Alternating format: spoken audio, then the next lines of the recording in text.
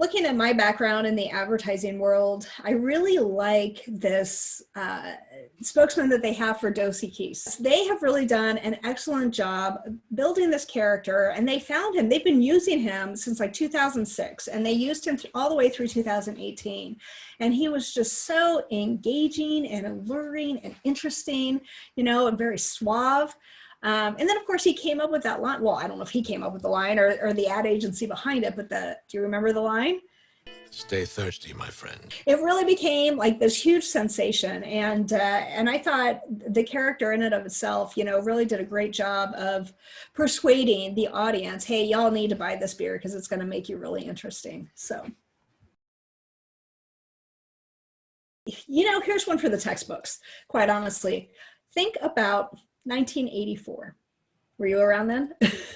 That ad for Apple's Macintosh computer, when that came out, it was just groundbreaking. You know, it was innovative, it was captivating, it was so creative, and there was a story behind it. And you could not help but have your eyes glued to the screen, like, what is happening? What is going to happen next?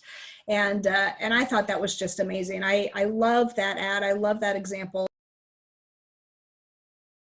It was captivating is what it was. It really got your attention, you know, whereas a lot of commercials, whether it was back then or these days, like seriously, you just want to fast forward through them, whether you can or can't, if you have your show recorded or not. You know, and for me, it was like, I looked at that ad, not only was I was like, wow, you know, that's super cool. I want an Apple computer, but it was stuff like that. And this goes a little bit more personal for me, but it's stuff like that that really wanted me to get into the advertising industry. And I was like, oh, we can make ads that are entertaining. Like, they don't have to be boring. That's so awesome. And I was like, yes, that's what I want to do. I want to come up with the really creative stuff, you know, and really get into the psychology behind it, you know, and try and figure out what drives consumer behavior to make them do what it is that you want them to do. You know, when you see either of those ads, you're not thinking about the product.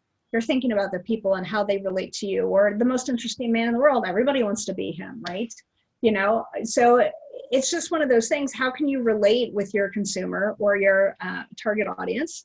You know, how can you relate with them? How can you give them something that they want? How can you solve their problems? You know, and if you can show that through a story, what an excellent example, you know, to try and persuade people. What comes to mind instantly is insurance. Think Geico, think Progressive. They both have done amazing jobs with this. Insurance is boring. We all know that. You know, whether it's for home or car or health or whatever, it's boring. And here are two excellent examples of companies who have taken it and blown it out of the water. Progressive with Flow and that whole campaign, and Geico with the gecko. You know, they're really well done. They're funny. They're entertaining. We almost forget that they're talking about insurance until the end. You know, so I would say those two are excellent examples of taking a boring product and making it exciting. I think that, you know, they've really narrowed it down. You know, what is the line? You know, 15 minutes could save you 15% on car insurance, right? Something like that. They've really narrowed it down. They found one point to call out, and then they built a 30-second ad around it, you know, and they developed a story around it. They developed a campaign. It's not just one ad, it's several, you know, that follow along this. So, you know, there is a lot that goes into it behind the scenes. There's a lot of psychology, there's a lot of strategy, a lot of planning, you know, most importantly to, you know, figure out, you know, what is the biggest differentiator? You know, how does one insurance company differ from the other? What makes them different / better? Or I call this their USP. It's your unique selling point. You know, what is that? And how do you highlight that in everything that you do, including these ads? So you start with the USP, and then you can just go from there. Of course, you know, some companies are more open to pushing the envelope with creativity, and some companies aren't. You know, some companies can be convinced to go that way, but there might be some gentle hand-holding along the way, and others are just like, nope.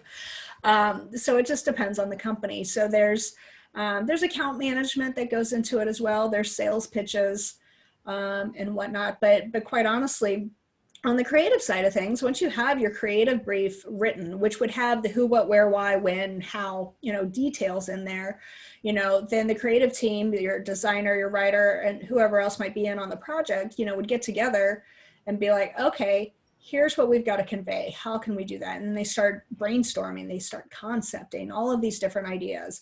Oh, wait, what if we had this woman who poses as, her character is Flo, and this is her personality. Like you gotta think about every single little detail that comes into it. So there's a lot that goes into it. Trust the creative process, narrow it down to one point. And then try and tell it in some sort of storytelling kind of way. I think that's really going to help resonate with your viewer or listener or reader, what have you.